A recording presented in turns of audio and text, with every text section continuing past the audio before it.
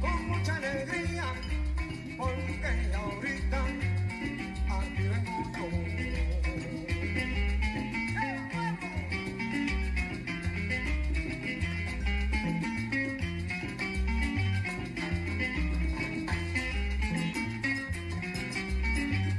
Que prueba, prueba, que pruébame, pruébame, para creerte hermano.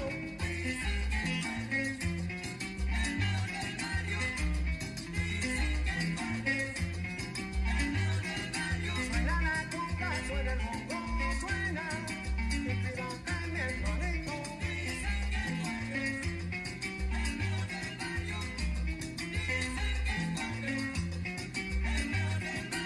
Te perdono por tus errores en la vida, que tu hermano te comprende.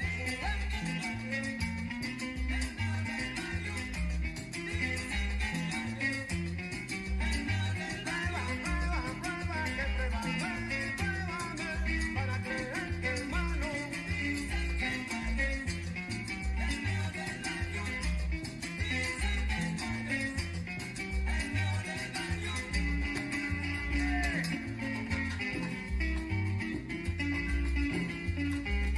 Mira cómo ves.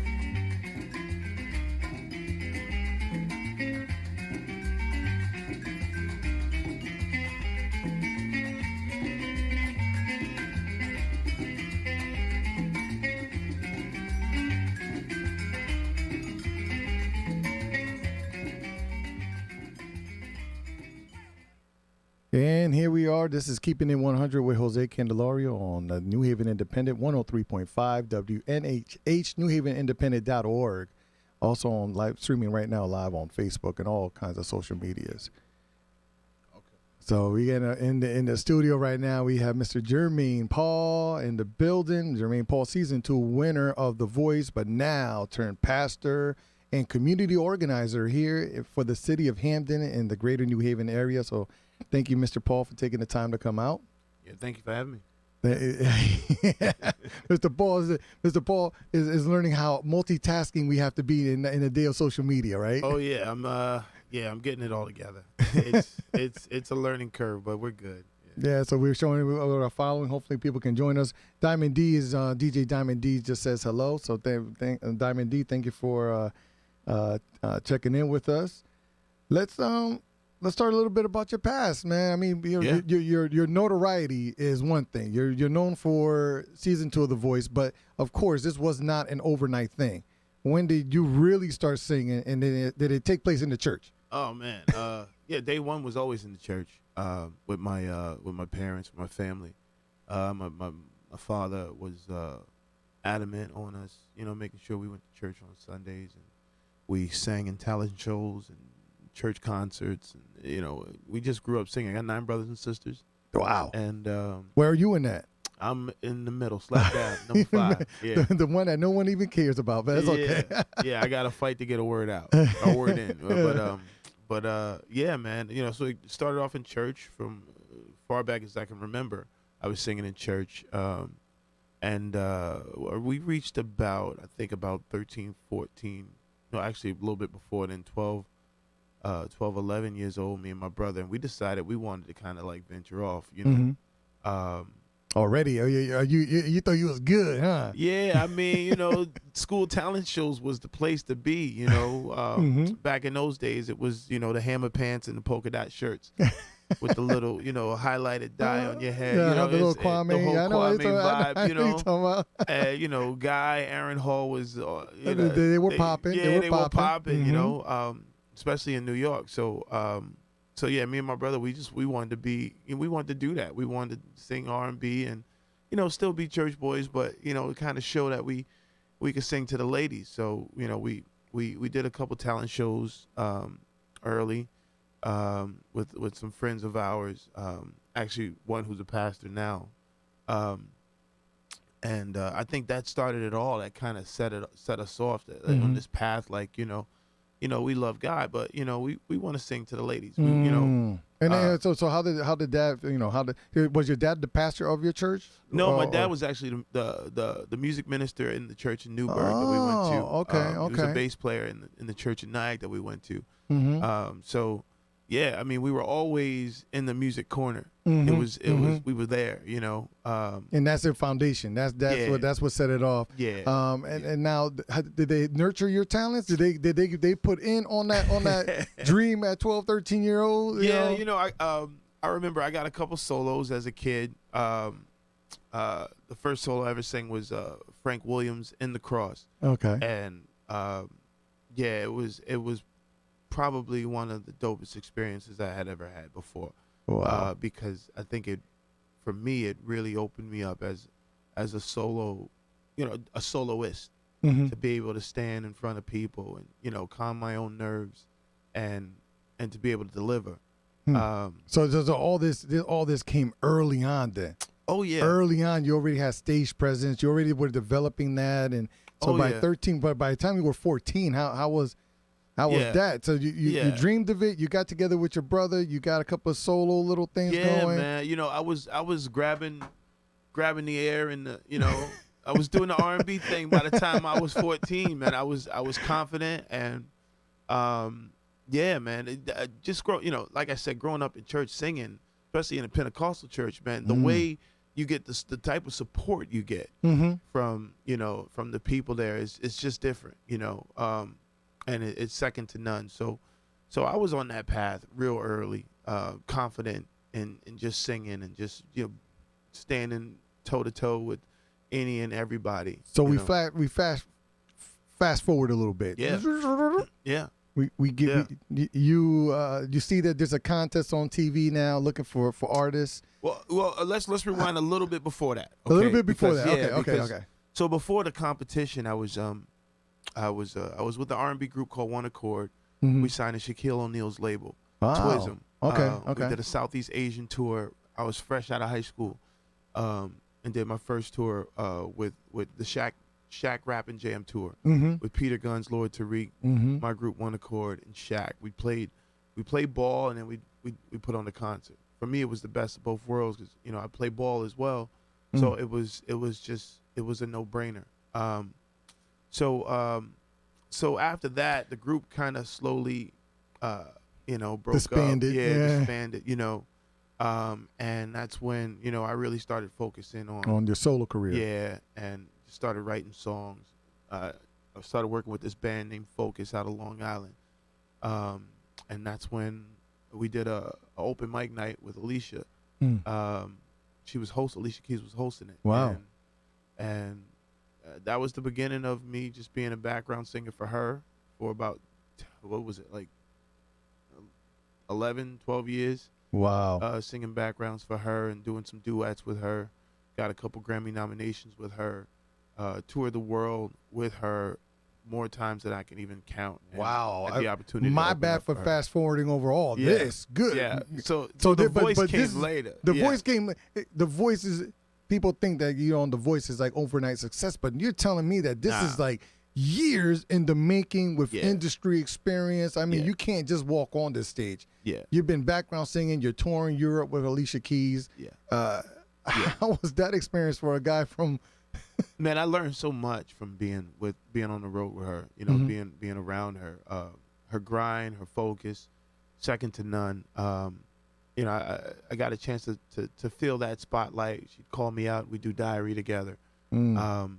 And then later on, she even gave me like 20 minutes to open up for her. So I was What? selling my own CDs, and I got a little taste of that grind of what it takes to Mhm. start from the ground up, that grassroots start. So it was definitely an education in what this business is really about, and it's about grind. I mean, it's people but after you've traveled in the circles 5 times, you're gonna see the same people. Yeah. And that only happens if you stick to it and grind. So. And people tend to respect the grind as much as talent, as much as personality, because For those sure. are the 3 things that I see in the industry. You got to, number one, be a genuine, a humble person, and For that's sure. what you come across as already. I mean, that's the first thing I got from you. You're really Appreciate for that, man. for I such a just- talented person with such an accomplished person. You walk around very, very like you're just like nothing. Like when we met the other night, if it wasn't for Miss Jones pointing out that you were who you were, you would blend right in. Yeah. I just thought you was just one of one of just the folk hanging out. Yeah, I like that. I like that. I felt the other. You know, I know what it feels like to be singled out, and that gets tired after a while, man. You know, for me at least. You know? But early on, it was good to be singled out, though. I mean, for your Yeah, talent, at least, yeah. but for your talent. Well, 'Cause I think it those are was three more so. things. It was more so. You know, the building. You know, learning. You know, I think what I'm doing even now is just trying to inspire kids to step out. You know, and I think that helps me to kind of be who I am. But that push is important. Who pushed you? I mean, was it Alicia Keys? Was it working with Shaq? What really like they say? You know what? You got this. Work, grind. It's time to grind. I think it was a lot of people in my life. I mean, as I'm sure is like this with everyone. My parents, you know, especially my you know. Well, first we got thank God. Yeah, I mean, well, see, I think God gave me my parents, you know, and even before we understand who and what God is, we have our parents to kind of like steer us and rear us, you know, to understanding who we are. So, you know, growing up in church was a part of that steering and rearing. So, you know, definitely my parents, my father, just really taught me how to just, you know, to just stand flat-footed and sing. And my mother taught me how to just enjoy it and, you know, have a good time when you do it. Make sure you give your whole self to it. Don't just play with it. You know, my brother Charles, who's 2 years older than me, like I said, we veered out. We veered off into this thing together years ago. You know, who I still feel is he's the greatest singer that I know. Wow. You know. Wow. And then my siblings. You know, I got 6 sisters and 3 brothers, and you know, the living room was the first stage, man. You know, so it was just about us coming together and just doing what we do. You know, and then I had a host of teachers throughout the years. Miss Brown in elementary school, Miss Bierman in elementary school. These just some great teachers. Mr. Johnson in high school, just great teachers, musical teachers that gave me confidence and made me feel like, yo, you know, you can do this. You know, you can be classically trained and still sing R&B. You could, you know, you can sing 5 octaves. You can do it. Like, you know, and it was a lot of their teachings, a lot of their that pushing out, you know, that gave me that confidence. So.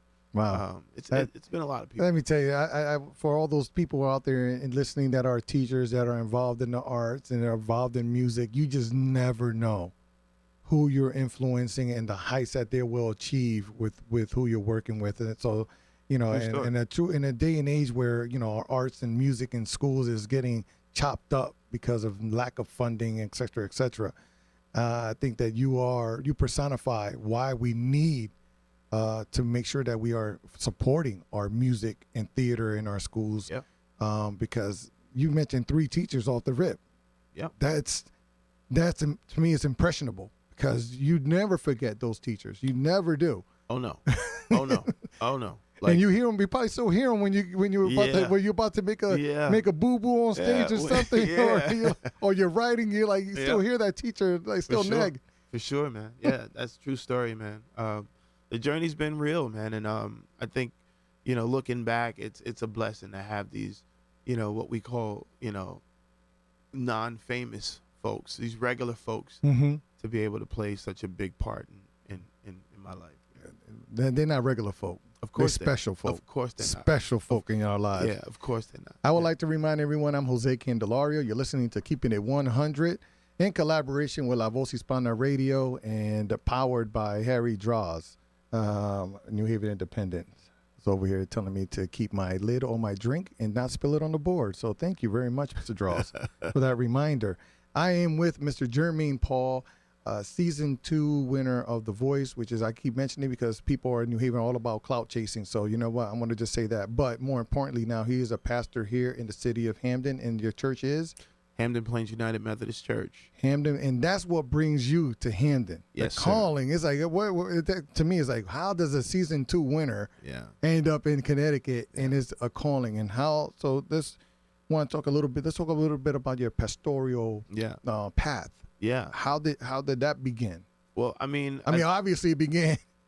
I was gonna say, you know, I think it started a long time ago, just like my singing and music. I just think that for years I just ran from it. You know, I just figured that, you know, it'd come around when it come around, and you know, I lived in the moment and really just chased, you know, what I thought I wanted. And then Chasing money, power, respect. yeah, and then you know, it's funny when you get those things, you realize what it takes to maintain it, and you know, if it questions your soul, if it messes with your beliefs, your core values, then you know, you make decisions, and I think that's where I am. You know, that's the path that I took. You know, I got to a certain place and I realized, wow, this is not even what it was cooked up to be. You know, this is actually the opposite. It's not as fulfilling. You weren't fulfilled. Your soul was still. You still had a little empty, big old hole. You know, I think in the soul. Being able to inspire people is huge, especially on a massive level. You know, like I said, I watched Alicia do that for years, and you know, it takes a special kind of person to do that. Not to say that I'm not that. I just don't think that was my path. I think my path has always been through Christ. You know, exposing people to the reason why I am able to do what I do. The gasoline in my tank, as opposed to the exterior of my car. You know, I think that's always been my calling, to expose people to that. So you obviously did a couple of testimonials. Those testimonials put some money in some people's pockets. Oh, man. Yeah. And next thing you know, you get the call for your. Do you pastor other churches before? I'm assuming. Well, what was your first experience pastoring a church, and how do you move into that? Yeah, because you know, it's one thing to do testimonials, and you got a strong one. Yeah. How do you transition that into becoming a pastor? Yeah. So of course I went to school out in Virginia. Okay. And you know, I finished up there, and then I was just doing pulpit supply is what they call it. So when a pastor was, you know, on vacation, I would fill in for pulpit supply. And I got a little taste of what that would feel like, and you know, just being able to do the day to day, you know, that pastors do. You know, caring for folks, and you know, just keeping in contact with people, putting people first. And then learning how to network within the learning the network. Yeah. How things move, how things operate. It's a little different, man. It is. Because I mean, I always tend to lead with love. I always tend to want to lead with love. As a pastor, it's the first initiative, you know. Sometimes putting my own stereotypes and ideas away, and making sure that I accept people as they come, and not just as I think they are. You know, but my first appointment was East Berlin and Meriden, so I had South Meriden, so I had a 2-point charge. I was pastoring 2 churches, so I'd run from one church to the other on Sunday, and that was cool. Predominantly white churches, which was great. Gave me a multicultural, you know, aspect on things, which I was fully aware of after going. Yeah, but you've been to Europe and stuff, and well, I went to high school at a predominantly white high school as well. So you know, I kind of got that, had that already. But it's amazing. My district superintendent, Alfred Sylvester, he called me up and was like, you know, I think I have the perfect appointment for you. And this was not even a year. This was 10 months into my first appointment over at East Berlin and South Meriden during COVID. And it was going successful. People were joining, you know, at least South Meriden. The life of the church was was rising. So it was hard to leave. But when I got to Hampden, I realized why it fit so well. You know, first off, there's a big parking lot on the corner of Church Street and Dixwell. Mm-hmm. There's a church, but there's this huge parking lot. Mm-hmm. The first thing I saw was like basketball courts. We got to put up hoops. Mm-hmm. You know, I play ball. You know, Mm-hmm. if nobody's there, I'll be shooting. Yeah. You know. And let me tell you, I'll be honest with you. There is not one basketball court with a roof in all of New Haven, Greater New Haven. Yeah. Wow. You know, like I go to it, basketball is so much bigger in so many other places in New Haven, and we put out some NBA talent. No, there's But some ballers here, man. We got ballers, but we don't have that covered, that one covered court, real court, real court that people can go all year round, no matter rain, sleet, or snow. You know. I've been going to JCC. That's okay. All right. I go there. But not everyone can afford it. Yeah. I think it's about $37 a month. Yeah, it's not. It's steep. It's steep. That's steep. I mean, that's the. Yeah. So you got a space now. First thing you do, you see this open space. You think courts. What else are you thinking? Yeah, man. So I got some turf. I put some turf down in the back of the house because I got dogs. I wanted a little backyard feel, and then something that's inviting for folks, you know. And then also inside the church, it was just rooms, all these rooms and these little coat hooks and empty coat hooks for little kids, and it was like hundreds of them lined up throughout. And you can tell at one point this church was popping. It was popping, man. It was alive, man. So it's like, you know, how do you get them? How to get those coat hooks filled up again? Yeah, how do we do it? You know, and that's, you know, and that's where I am now. You know, I started this this organization called Hearts for Justice with arts in bold and hearts, and it's mainly, you know, to attract young people, young arts, and out of the youth, young artsy people, you know, whether it's comedy, whether it's writing, poetry, music, you know, we just welcome everybody to just, you know, come and express themselves, you know, and my vision is to have those rooms upstairs filled, to have young teenagers excited to want to come through and just express themselves, and, you know, have somewhere to go, an after school program, something they could do, maybe, you know, get some help on their SATs, get their help in their homework, you know. So right now, you have access to all of New Haven. So now you know, I'm introducing to many people to Mr. Jermaine Paul. Mr. Jermaine Paul, this is New Haven. If you are interested in working with you in this, what's a good contact for you? So yeah, you can contact the church, Hampden Plains United Methodist Church. And when is service? Okay. Hampden Plains, give me a service schedule. Oh, service is usually at 10:15, but we're going into our summer schedule, which is at 9:30. Try to get them in and out early. Yeah.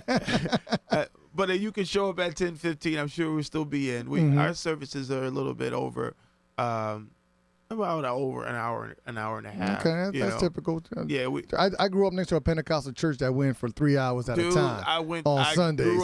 I grew up in that, bro. Church started at 11. You ain't getting out till 3:45. Yeah. And then you got the seven day tent revival all week. And don't let Christmas fall on Sunday, because man, you're not open your presents till church is over, and church don't end till about 4, and then they do double New Year's service. Eve.